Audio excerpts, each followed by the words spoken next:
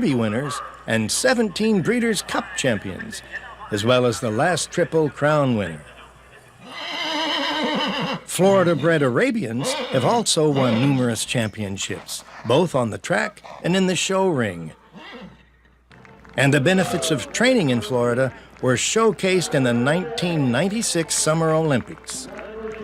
In our discipline of riding, for the first time ever, we won a medal in each of the 3 disciplines in Atlanta this past time. And partly that's attributed to the conditioning program that started here in Florida during the wintertime. The true power and beauty of Florida's horses, however, are not always measured in competitions. All year long, we have people coming to the community that are somehow involved in the horse business.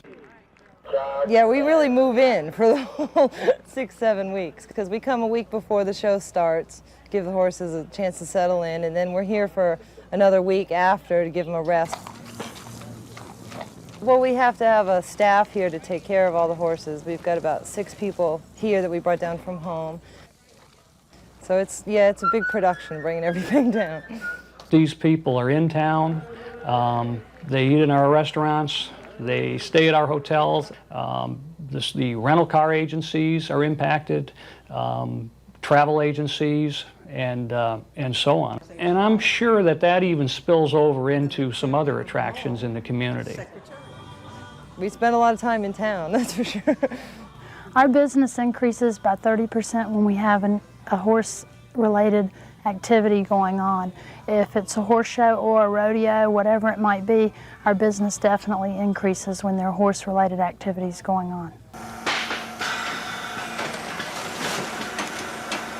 The importance of Florida horses is reflected in the economic impact it has had on the surrounding communities. In all, 72,000 Florida jobs support the state's horse industry.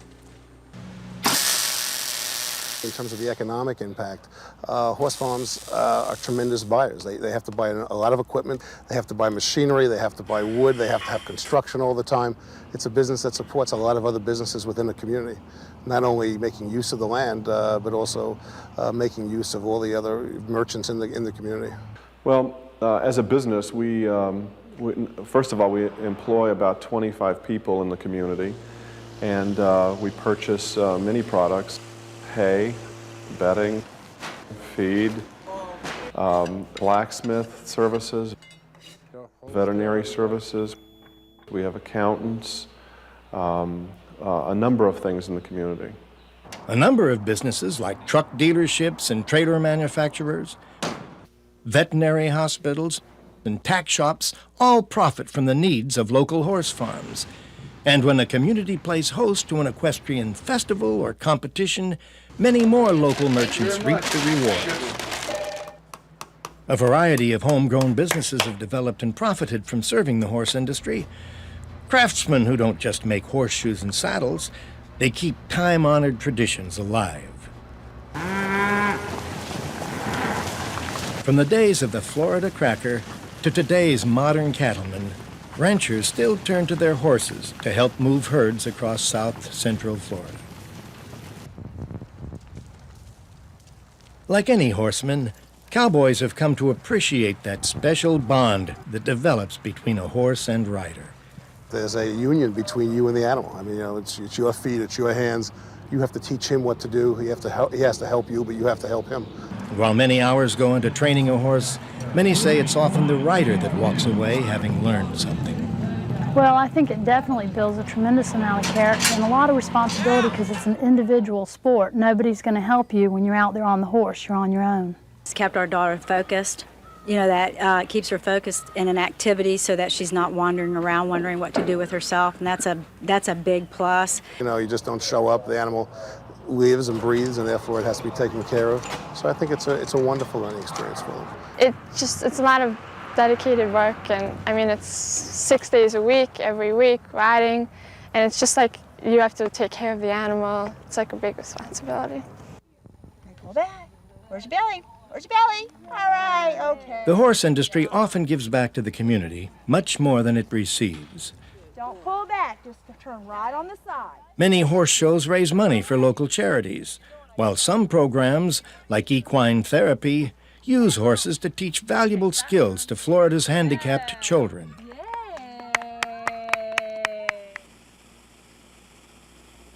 The protection of forests and other greenways has always been important to Florida's horse industry. Such causes are frequently and generously donated to by the state's horse associations. From the rolling hills in the north to the tropical paradise of the south, the Sunshine State now has more than 2 million acres of forest land and parks in which to ride and enjoy some of the most inspiring scenery found in the United States. Florida's horses do have a lot to offer. They provide 72,000 jobs for Floridians. They bring in revenue from all over the globe, and they inspire us with strength, beauty, and grace. They provide a link to the past and open a door to the future. Florida's horses, $6 billion strong.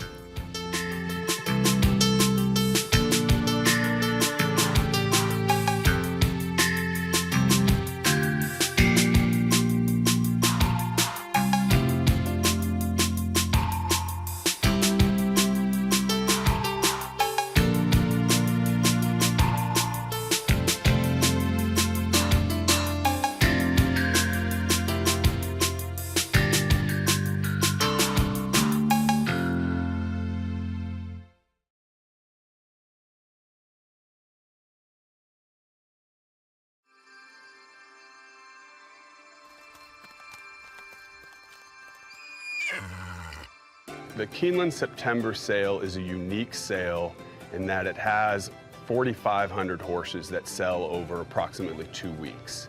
And it's really unlike any sale in the world, and it requires kind of patience and viewing it like a marathon. My name is Jason Litt, and I'm with Solis Litt Bloodstock. I work with Alex Solis and Madison Scott, and we are out here at the Keeneland September sale hunting down some hopefully very fast horses. First impressions essentially go a long way. If you're going to put it on a scale of 100 and a percentage, for me, that first impression is, I would have to say, right at about 60%. I am Nick Hines. Some of you may know me as the Sarge. I work as an analyst host at TVG as well as a bloodstock advisor at myracehorse.com. The nominator is trying to find that game changer, and within that game changer is trying to find value. Sometimes they don't end up being on the same page. In particular, when you're looking at book one, breaking it up into 2 sessions, trying to find value and trying to find that game changer, it's a very difficult blend. The Keeneland September sale is comprised of 6 books. Book 1, you get the best physical types and you get the best pedigrees. It's a combination of both, but you're going to have to pay for it as well. Book 2, you're still getting those really nice physical types, and you're also getting those nice pedigrees as well. And then when you get to book 3 to 6, you get a little bit more bang for your buck. The reality is trying to find a physical that can match up with a pedigree, but once that physical matches up with a highlighted pedigree, then you can do the math. You can find a great horse from any book at the Keeneland September sale, even Authentic. He came from book 3. This is a projection. Obviously, you're looking at pedigree, but you're also looking at the athlete too. But a lot of people compare, like, looking at a high school basketball player. Is he going to become the next Michael Jordan, or is he not? Hi, I'm Joe Mishak, Racing Operations Manager with My Racehorse. We started out discussing in the office, are people going to like this idea? People are going to want to participate with the micro-share concept. And when people kind of latched onto it, we said, what can we do next to take it to the next level? We want to compete on the biggest stages. We need to partner with the best people in the industry. Michael approached us about a year and a half ago. We set up a meeting with Mr. Hughes. He loved the concept. His feeling is that this is something that can be bigger than the NFL. I'm Ned Toffee, General Manager at Spendthrift Farm. When we are partnering on a horse, it's very important that both parties are happy with the individual. So Spendthrift has its own inspection team, and my racehorse has its own inspection team. There are a lot of people that'll look at a catalog, mark out horses that they want to see, but we're really coming at this from the approach of any horse can be a runner, so we look at everything. We separate out our team of 3 or 4. We separate out into 150 horses apiece. We take a look at them, pretty much every horse offered for sale. We inspect them. Again, it's what we call form and function. But you kind of want to look at this like track and field, that the 100 and 200 meter dash, they have a different physical look than the 400 to 1500, and then the 1500 to 10,000 meters, they're all different. And then of course add in a different surface, they're really quite a variety of horses that exist, and then throw in new sires. So right now you have a bunch of new sires that are coming in, Gun Runner, Airgate. So they're a completely new look that we've never seen before. When I'm evaluating horses, one of the most important things that I like to see is balance. When I look at balance, I'm sort of drawing a line at about the withers on the horse, and I want to look at how much horses to the right of that line and how much horses to the left of that line. Do they have the makeup physically to what we think are going to withstand training? Are they, proportional from the front to the withers, their midsection, and then the back end? How do they move? How do they walk? If there is some, conformational traits, which obviously there always is, no horse is perfect, and if it is, you're going to pay a lot of money for it. You like to see a reasonably correct horse. In other words, those limbs line up pretty well. When that horse walks at you, he comes at you rather than being towed out or towed in too much. Obviously, by a book of standards, when you talk about horses being back at the knee, over at the knee, bench knee, offset, crooked, towing in, sickle hocked, out in the hocks, short back. There's so many sway back. There's so many different characteristics, but there are so many horses in that mix that you can contend with. When you talk about the dynamics of a racehorse that hits at 5,000 pounds per square inch, if a horse is back at the knee, just imagine sitting at a table, and the table is a little crooked as far as the legs, and the more weight you put on top of that table, the chances are it won't withstand that. Really, at the end of the day, you're looking for an animal that gives you that kind of tingly feeling in your stomach. And that's really so much of this. The beauty of the game is there's a science to it, and clearly you have a vet look at them and make sure they're sound. There are companies that will scan their hearts to see how their heart looks. There are companies that do a biometric analysis. No horse is perfect. And so it's very important that we have a vet that works with us in pointing out all of the imperfections that we can live with. We like to see a good functioning throat on a horse, and your throats are difficult to evaluate. They can change dramatically in a short period of time. But understanding what you can live with and what you can't live with, and a good veterinarian is really key in that process. Same thing with evaluating the x-rays. These horses' ankles, knees, hocks, and stifles are all x-rayed. All those films are on file here for our veterinarians to examine.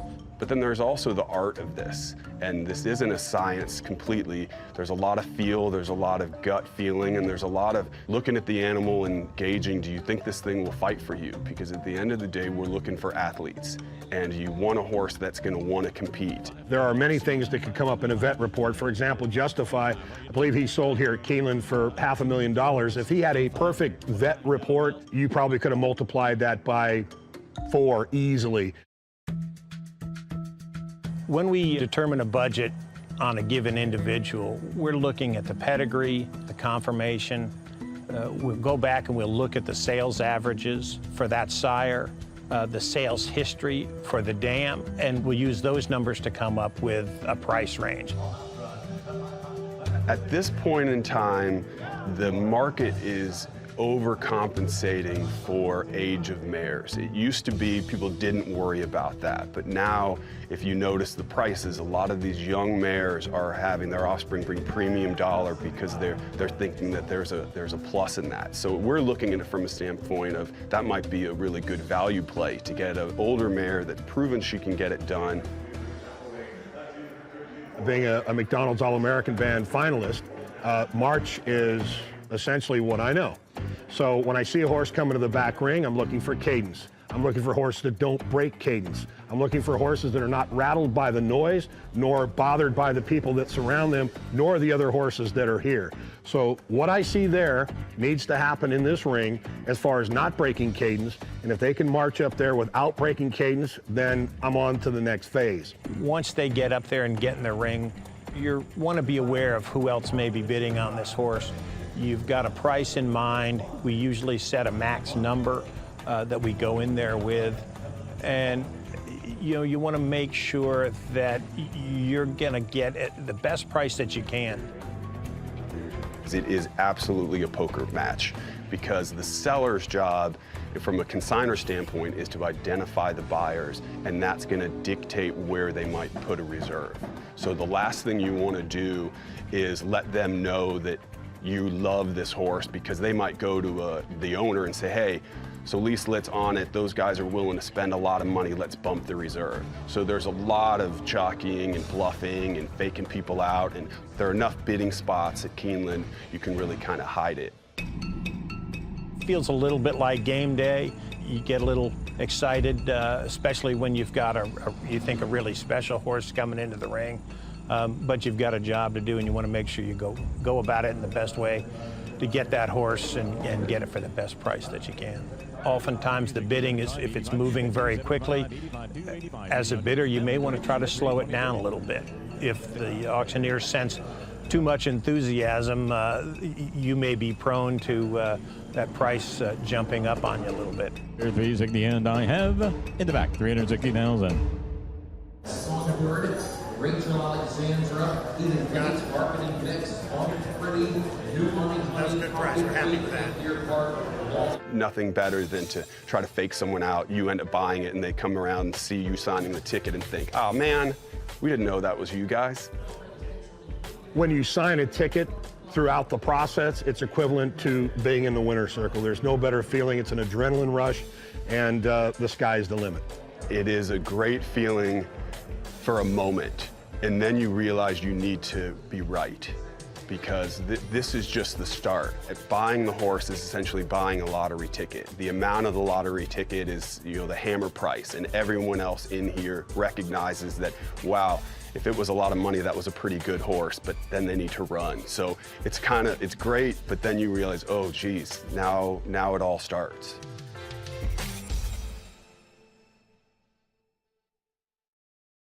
Here's the field for the Arkansas Derby. Number 1 is We'll Take It, owned by Willis Horton Racing and Whisper Hill Farm, trained by Eddie Milligan Jr. Francisco Arrieta is your jockey today. Number 2 is the Rebel winner, Timberlake, owned by Windstar Farm LLC and Sienna Farm. Brad Cox, your trainer, Flavian Pratt in the saddle. Number 3, Dymatic, one of 3 runners trained by Steve Asmussen in this race, owned by Winchell Thoroughbreds. Christian Torres is your jockey. Number 4, Time for Truth, and jockey Rafael Bejarano. Ron Moquette trains for owners Harry Rosenblum and Cheyenne Stable. Number 5, Liberal Arts, owned by Steven and Evan Ferraro. Robbie Medina, your conditioner. Tyler Gaffleone aboard today. Number 6 is the second Steve Asmussen entrant, Informed Patriot, owned by Jay Kirk and Judy Robinson. Ricardo Santana Jr. has the assignment. Number 7 is the Bob Baffert trained Muth, owned by Zidane Racing Stables. Juan Hernandez in from California to ride.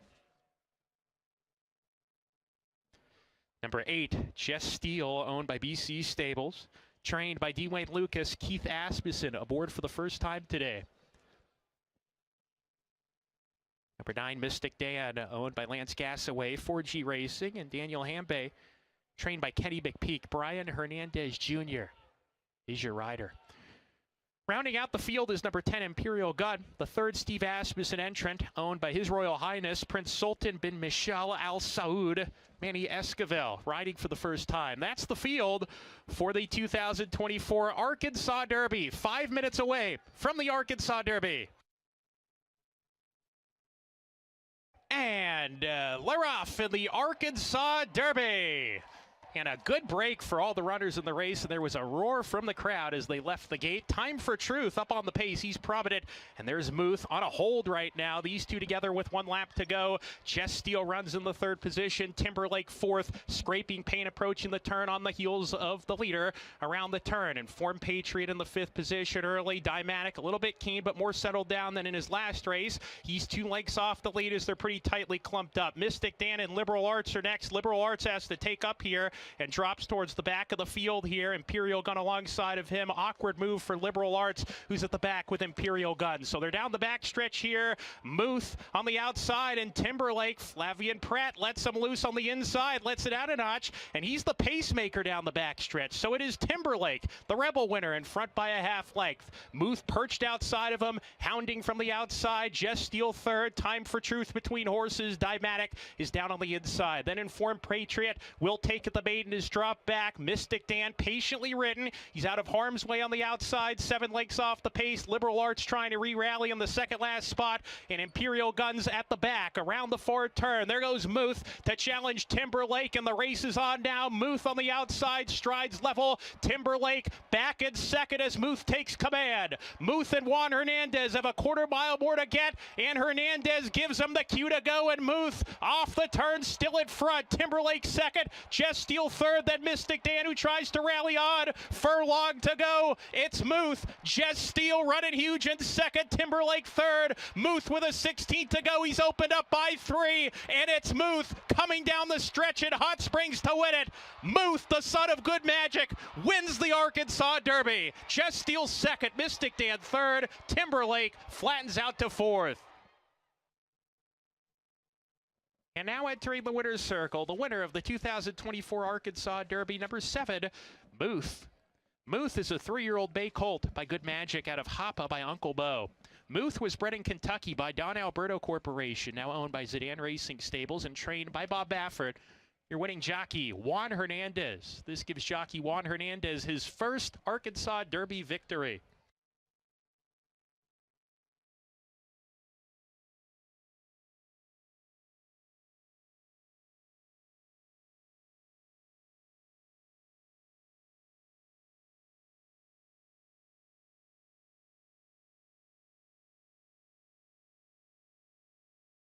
And ladies and gentlemen, now in the winner's circle with winning jockey Juan Hernandez, presenting the winning trophy, Governor Sarah Sanders, the governor here in Arkansas, First Gentleman Brian Sanders, Scarlett, Huck, and George Sanders, all in the winner's circle with Oaklawn's owner, Louis Sella, presenting the winning trophy for the 2024 Arkansas Derby.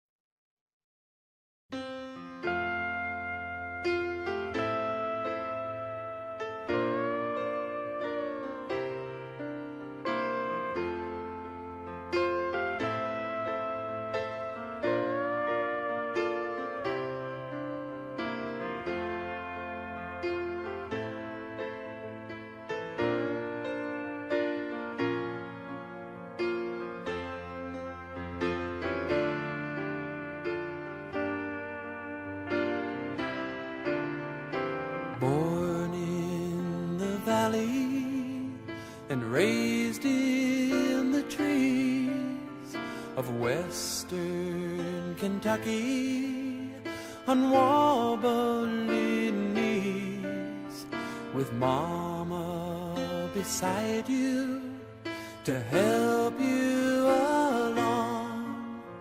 You'll soon be a growing up strong. All the long lazy mornings in pastures of green, the sun on your withers, the wind in your mane, could never prepare you for what lies ahead. The run for the roses so red, and it's a run for the roses as fast as you can. Your fate is delivered, your moments at hand.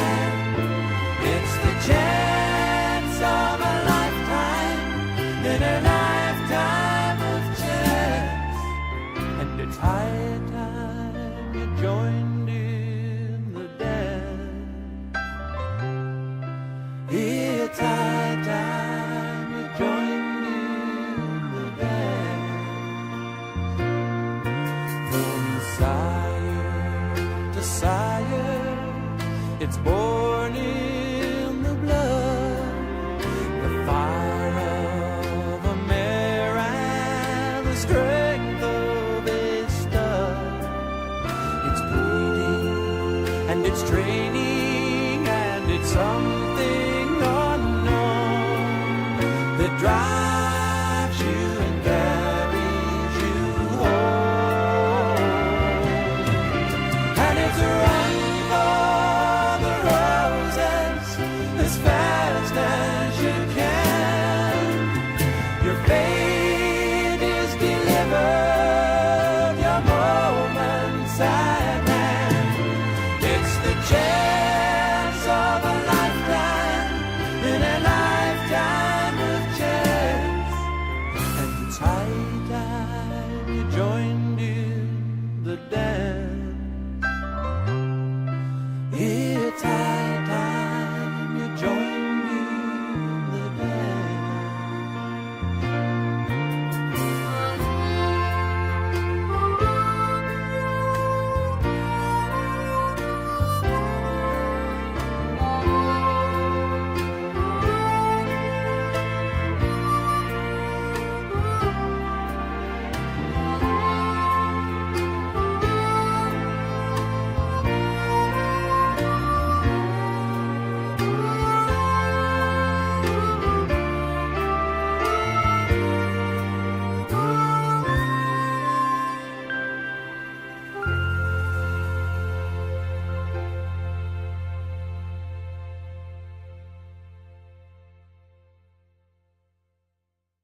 Hoje o vídeo vai ser sobre o garanhão roxão. O astro da vaquejada chega a seus 25 anos de idade, cheio de saúde e segue reproduzindo vários filhos, multiplicando a já numerosa família roxa. Garanhão que é de propriedade do Anas Danta Ranch. Então vamos falar um pouco de seus filhos. Vamos começar com o Dom Roxão Fred. Na célula do vaqueiro Carlos Rodrigues já vem conquistando títulos. Rachou o derby do Parque Boi Nelore em Frei Miguelinho, e que representou a equipe JGC Ranch de Frei Miguelinho. É um cavalo que já vem conquistando vários títulos. Tem também o Chantal Rochadê, é uma promessa do campeão roxão, cavalo de propriedade do Parque Gabriel Mota. É impressionante como esse jovem cavalo vem com uma excelente campanha em 2019, pelo seu desempenho nas provas. Outro filho do roxão é a Cafame Rochadê, simplesmente uma craque, ego montado pelo vaqueiro Paulinho de Cuca, de propriedade do Aras PFF. Acumula inúmeros prêmios e se colocando com um dos melhores animais de vaquejada na atualidade. Tem mãe desta fame. Outra campeã é a Nathalie Roche, égua do Wesley Safadão, do Aras WS, e que já passou na montaria do vaqueiro Júnior Lattes. Já acumula em seu currículo números e títulos importantes. Filha de roxão e mãe deste Forecast Júnior. Outro garanhão filho do roxão é o Roxão Fred, garanhão de propriedade do criador Marcílio Franco, do Aras Cigano, de Igarapé, Minas Gerais. Cavalo nascero do vaqueiro Gira Guerra. Garanhão tem uma enorme explosão nas pistas, ganhador de vários títulos. É filho do roxão e mãe Eternale Fred, que vem carregando a bandeira de Minas Gerais para todo o Brasil.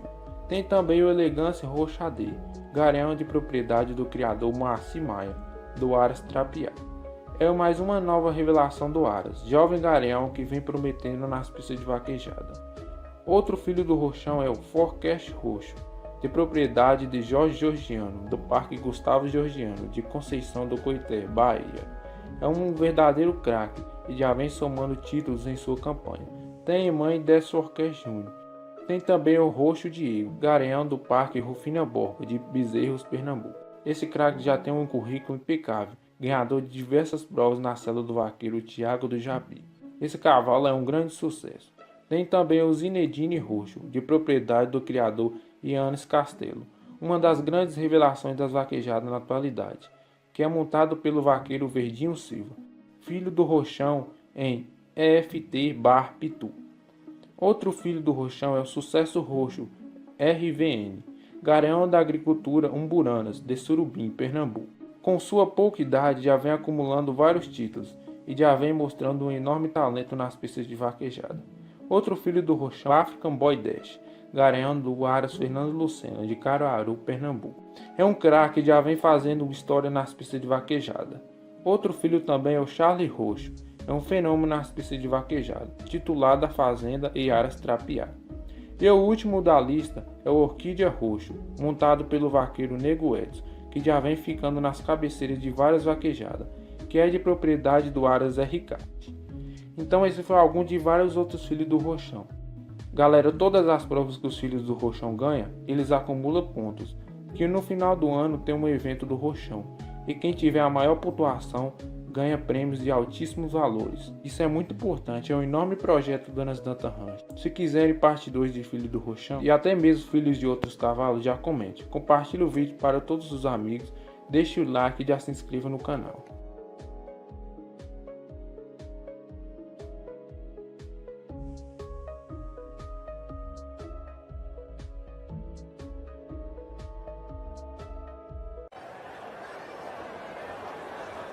And now the 73rd Florida Derby.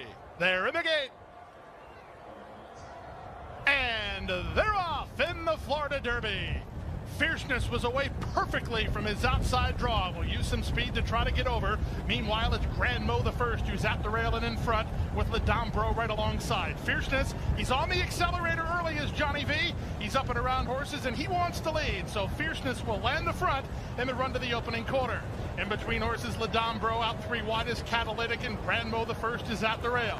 They're followed by Real Macho, who races outside of Hades. Hades is about 3.5 lengths off the speed, ahead of Iris's Dream. Covered up between horses is Conquest Warrior, and the early trailer is Frankie's Empire.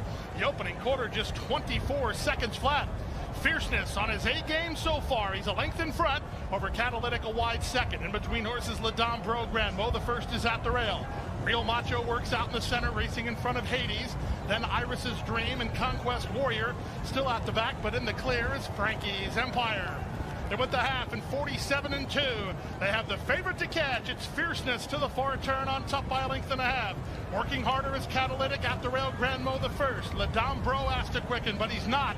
At the rail, it's Conquest Warrior trying to launch his bid. Frankie's Empire was wide on the course, but Johnny V still sitting pretty on Fierceness, who tries to sneak away. 3/4, 111-1. They run to the 5/16, and Fierceness, he is getting away. He's now 4 in front. Catalytic is second, Grand Mo the first is third. On the outside, Frankie's Empire, Conquest Warrior at the rail, but they all have too much to do. Fierceness is putting on a show in Hallandale today. Fierceness, the real Fierceness, has showed up to South Florida, and he's crushing them in the Florida Derby. Fierceness geared down and on his way to Louisville.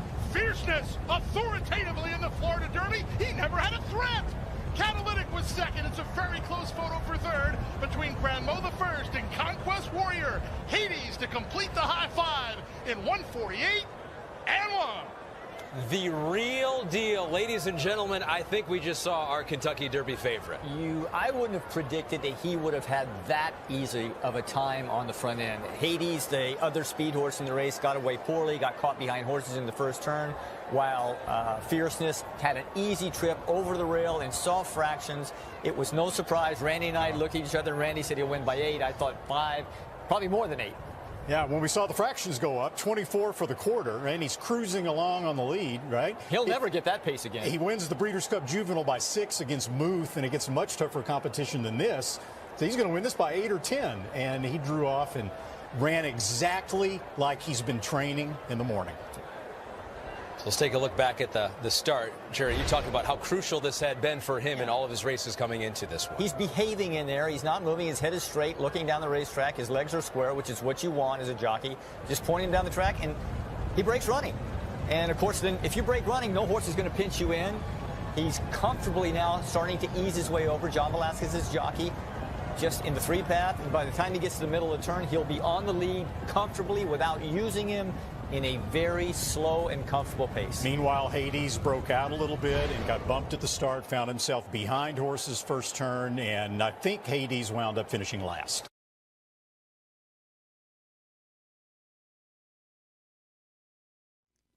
Ei, oh, oh, oh, oh, ei.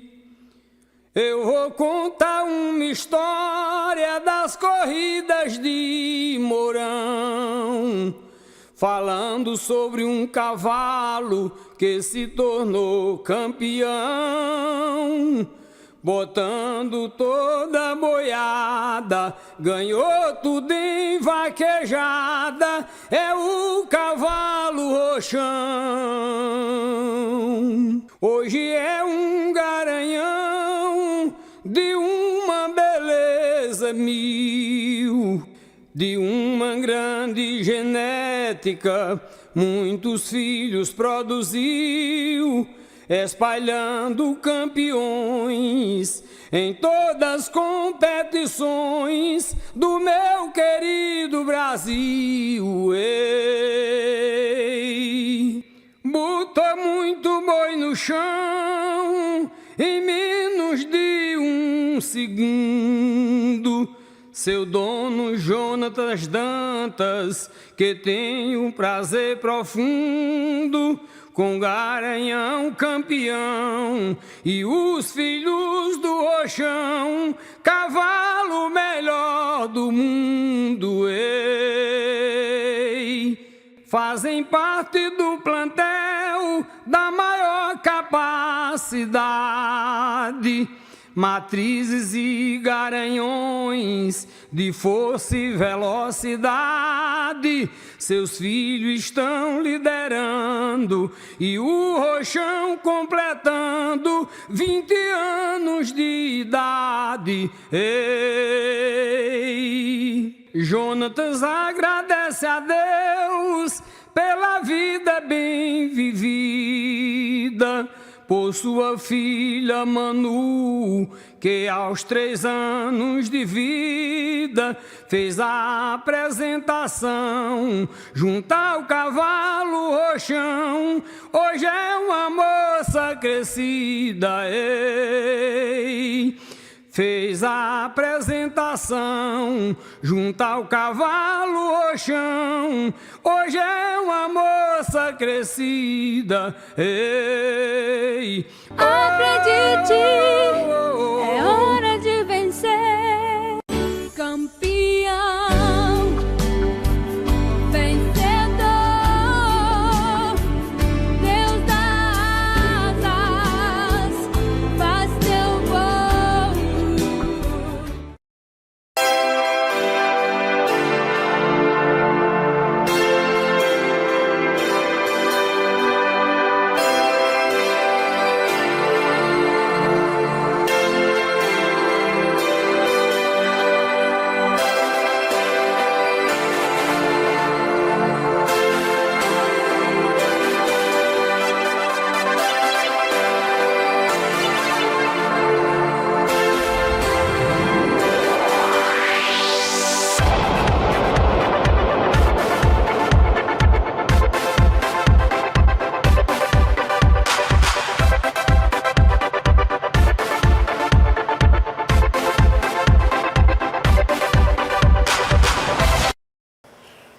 3, 2, 1, go. Hi everyone, I'm John Barry and welcome to the International Equine Network's Flying Turns. In this edition of the Flying Turns, we are going to bring you in the inside world of the beautiful and magnificent standard bred horse, one of the most docile of all breeds, known as Equus cabilis. I'm here at the Sunshine Meadows Equestrian Village, home of many of the sport's greatest champions. And today we're going to take a trip up to Goshen, New York, home of the very cradle of harness racing, historic track, when they had their first race back in 1838. We're also going to go up to the Hall of Fame of the Trotter, one of the greatest museums in all of sport. Come on, let's take a look. We breed the best of the best and want our farm looking its best. Farm Paint Store in Lexington has it all. Fence paint, barn paint, even dustless footing for our arena. Oh yeah, customer service is important too, and Farm Paint delivers. This is our home. We plan on protecting it for future generations. All it takes is Farm Paint.